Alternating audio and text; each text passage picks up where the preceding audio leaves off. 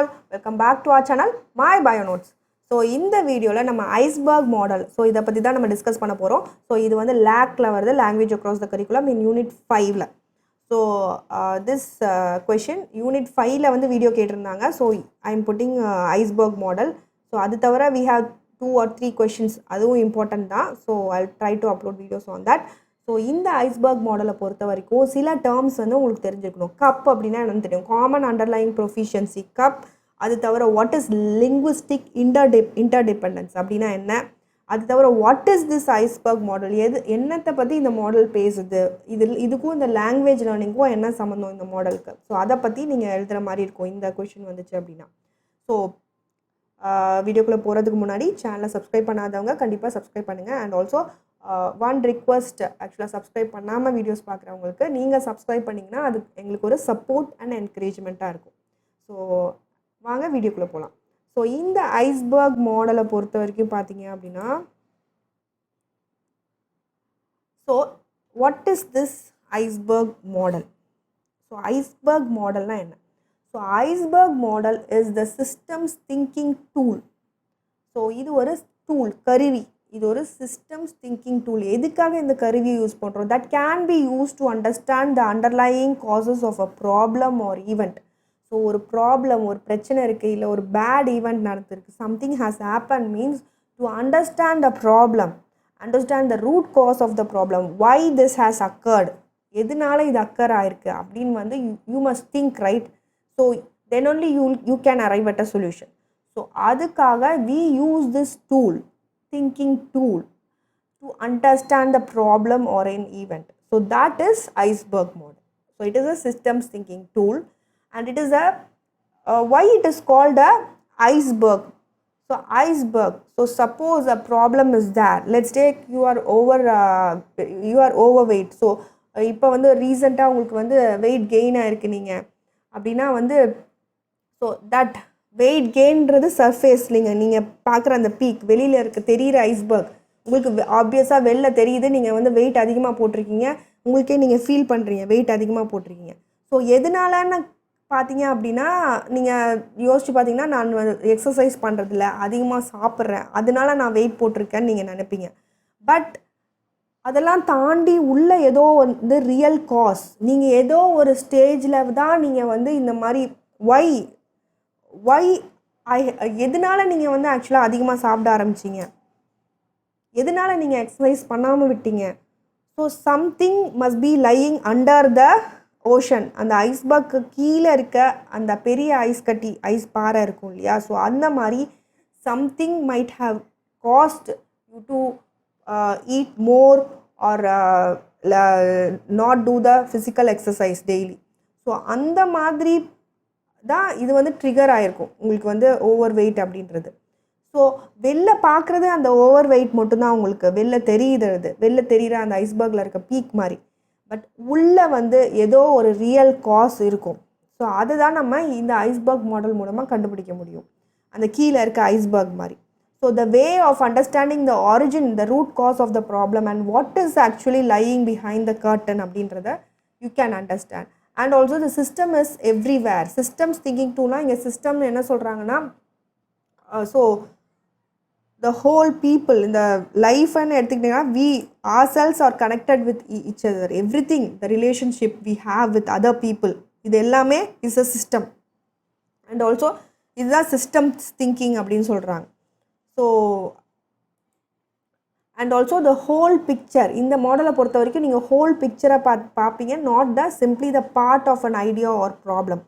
ஒரு பிரச்சனை உங்களுக்கு இருக்குது, த சேம் ஓவர் வெயிட்டே எடுத்துக்கிட்டிங்கன்னா you have that problem, you are putting more weight அப்படின்னா, you see the whole picture, not நான் வந்து எக்ஸசைஸ் பண்ணல, நான் வந்து நிறைய சாப்பிட்றேன் அதனால ஓவர் வெயிட் பண்ணுறேன், அதெல்லாம் தவிர ஏதோ ஒரு புள்ளியில் நீங்கள் சாப்பிட ஆரம்பிங்க, உங்களுக்கு ஏதோ ஸ்ட்ரெஸ் இல்லைனா டிப்ரெஷன் ஆகிருக்கும் ஏதோ ஒரு ரீசன்னால வெளிலேருந்து. அந்த ரீசனை வந்து நீங்கள் ஃபைண்ட் அவுட் பண்ணுறீங்க. அதுதான் இந்த ஐஸ்பர்க் மாடல். அந்த டைட்டானிக் ஷிப்பில் அந்த ஐஸ்பர்க் காட்டுவாங்கள்ல, வெளியில் பார்க்குறதுக்கு இந்த ஐஸ்பர்க் வந்து சின்னதாக தான் இருக்கும். ஏன்னா எப்போவுமே ஐஸ்பர்க் பொறுத்த வரைக்கும் பார்த்தீங்கன்னா வெளியில் மெல்ட் ஆகி வந்து அது வந்து சின்னதாக இருக்கும், உள்ளே வந்து அதுக்கு ஏற்ற மாதிரி கண்டிஷன் ப்ரிவேல் ஆகும் ஓஷனுக்குள்ளே. ஸோ அதனால ஐஸ்பர்க் எப்பவுமே கீழே வந்து பெருசாக இருக்கும், மேலே வந்து குட்டியாக இருக்கும். ஸோ அதுதான் ஒரு ஐஸ்பர்கோட தன்மை. ஸோ அந்த டைட்டானிக் ஷிப்லேயே அவங்க ஐஸ்பர்க்னு சொல்லும் போது பார்த்தீங்க அப்படின்னா அவங்க பார்த்துருவாங்க, அவங்க திருப்புறதுக்குள்ளே அதை திரும்பிடும், பட் வந்து அந்த ஐஸ்பர்கில் போய் அது மோதிரும். ஏன்னா வந்து கீழே வந்து அது பெருசாக இருக்கும், மேலே குட்டியாக இருக்கனால திருப்பிட்டோன்னு நினைக்கும் போது அதை கீழே பெருசாக இருக்கனால அது எப்படி இருந்தாலும் போய் இடிச்சிடும். So that is the speciality of an iceberg. So அதை வந்து இது கூட இப்போ கம்பேர் பண்ணுறாங்க நம்ம அந்த ஐஸ்பர்க் மாடலில். ஸோ இது வந்து நார்மல் ஐஸ்பர்க் மாடல். லாங்குவேஜ் லேர்னிங்கும் இதுக்கும் என்ன கனெக்ஷன் பார்த்தீங்கன்னா, this iceberg model is given by Cummins in 1978. So இவர் தான் வந்து இதை கொடுத்தாரு. It can be asked in 1 mark question. So here இந்த லாங்குவேஜ் லேர்னிங்கை பொறுத்த வரைக்கும் it speaks about the relationship of first language learning and another second language லேர்னிங்கை பற்றி இது இந்த மாடல் பேசுது.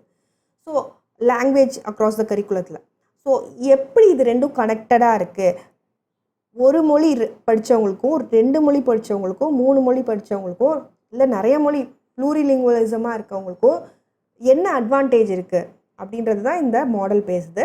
காமன் அண்டர்லைங் ப்ரொஃபிஷியன்சி கப் அப்படின்னா என்ன, அதுக்கப்புறம் L2 L1 L2 அப்படின்னா என்ன. So you must know this.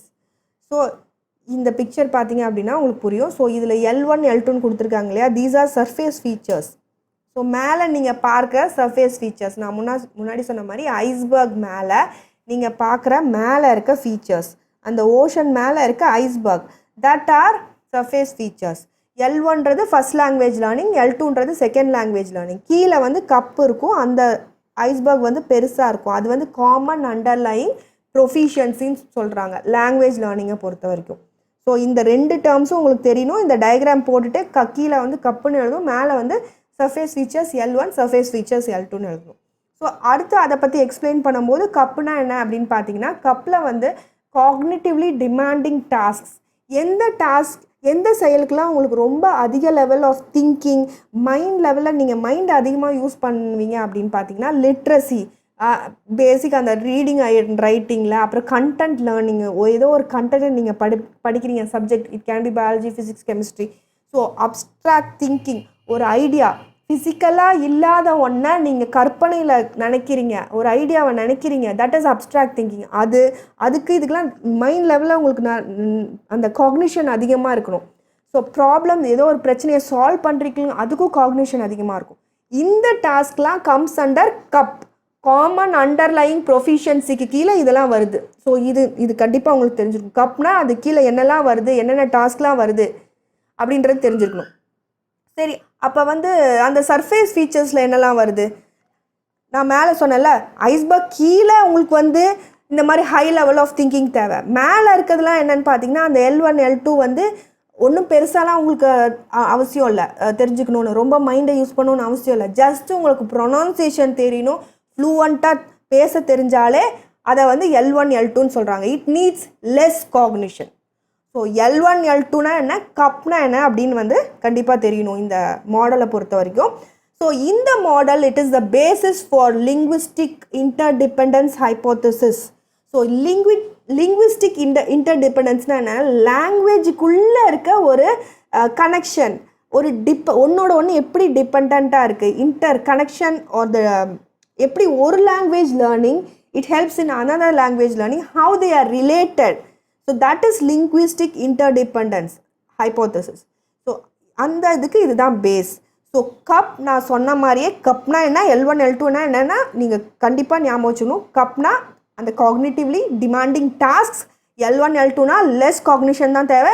Just you need to be fluent and you have to pronounce the words properly in the language. அது மட்டும் தெரிஞ்சால் போதும். அதுதான் சர்ஃபேஸ் ஃபீச்சர்ஸ், வெளியில் நம்ம பார்க்குற ஃபீச்சர்ஸ்.